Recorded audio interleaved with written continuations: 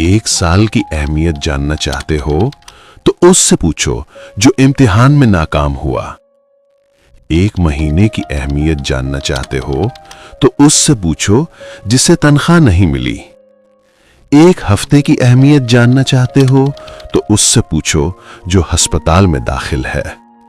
एक दिन की अहमियत जानना चाहते हो तो उससे पूछो जिसने रोजा रखा। एक घंटे की अहमियत जानना चाहते हो तो उससे पूछो जो किसी का इंतजार कर रहा हो। एक मिनट की अहमियत जानना चाहते हो तो उससे पूछो जिसकी ट्रेन छूट गई हो। एक सेकंड की अहमियत जानना चाहते हो तो उससे पूछो जो किसी हादसे से बच गया।